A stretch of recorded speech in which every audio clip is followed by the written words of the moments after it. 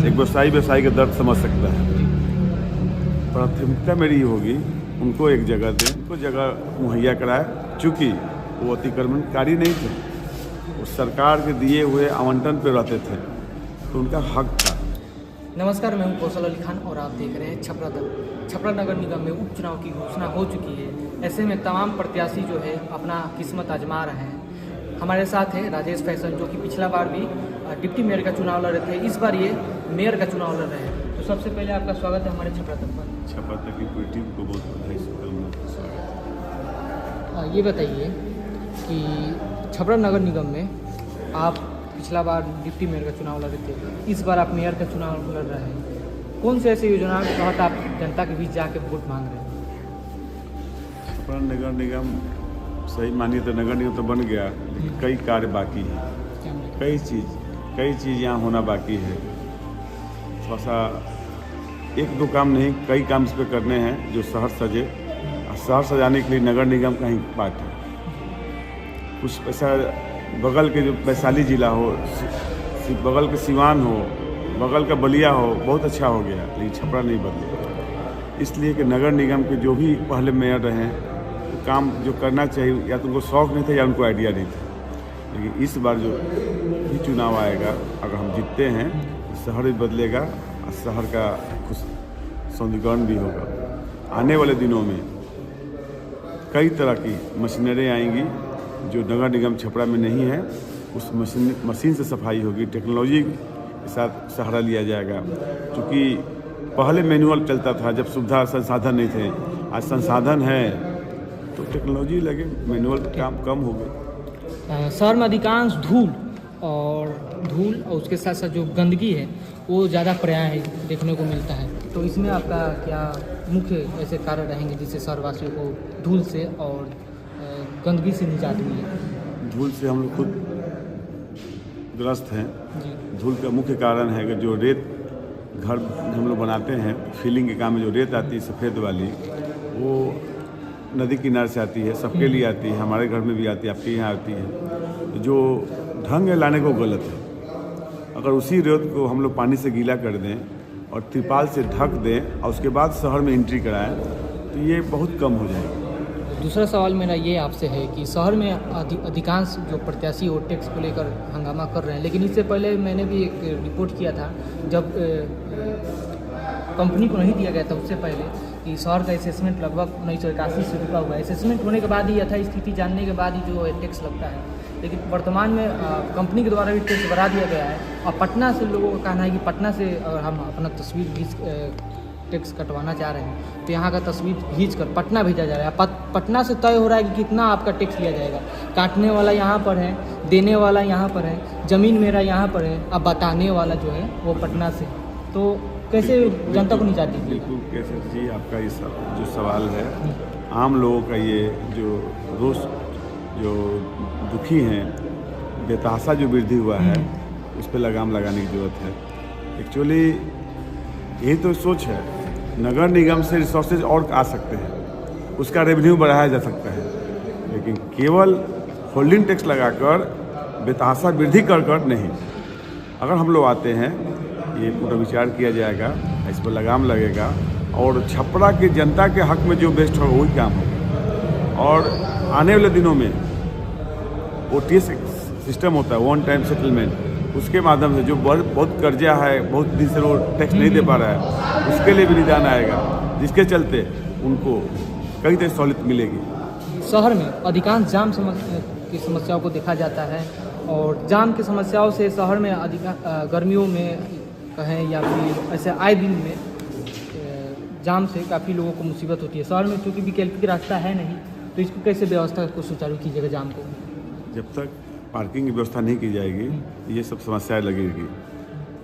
Paid parking यहाँ व्यवस्था की जाएगी, पार्किंग प्लेस बनाए जाएंगे और सख्ती से पालन होगा तो आपकी ये सुविधा होगी। वहाँ वन वे लग गया है, लेकिन red signal, traffic light signal यहाँ नहीं है।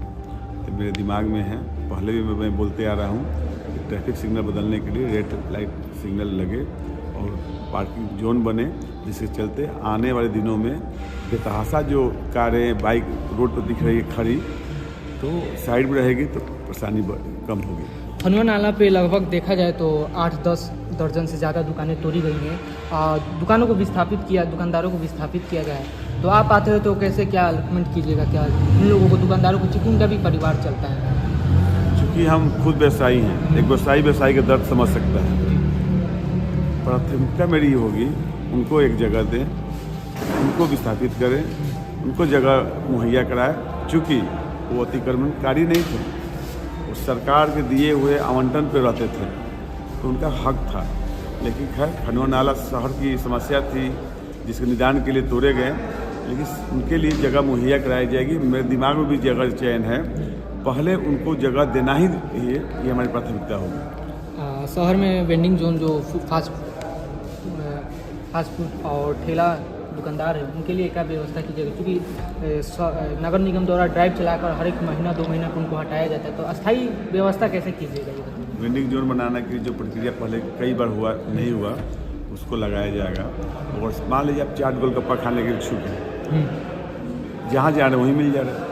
लेकिन अगर सख्ती की जाए और एक खास इलाके में शहर में 2-3 जगह पॉइंट बना दी जाए, यहीं चाट बिकेगा, सारे चाट वाले यहीं लगेंगे, नगर निगम के जगह दिया जाए, नगर निगम की तरफ सफाई रखी जाए, नगर निगम की तरफ वहाँ लाइट लगा दी जाए, चेयर लगा दी जाए, तो लोग वहाँ बैठेंगे, आपको अच्छा लगेगा और शहर आपका साफ लगेगा।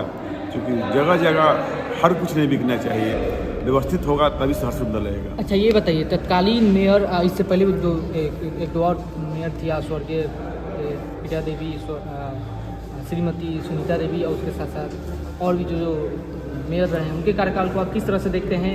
वर्तमान में अगर आप आते हैं तो उनसे कैसे बेहतर आप दीजिएगा छपरा को? मेयर वो बुरा नहीं थी। आप कोई को देखते होंगे, कोई घर बहुत सुंदर लगता है और कोई घर साधारण दिखता है। ऐसा नहीं कि उसमें राजमिस्त्री नहीं लगा, पैसा नहीं लगा, मेहनत नहीं लगा, मेहनत दोनों घर में लगा। लेकिन जो आपको बेहतर लग रहा है, इसलिए बेहतर लग रहा है, उसको बनाने वाले, उसके आइडिया लगाने वाले, उसके कुशल इंजीनियर राय लिया गया। और जो दूसरा साधारण घर था वो अपने मन से बन गया।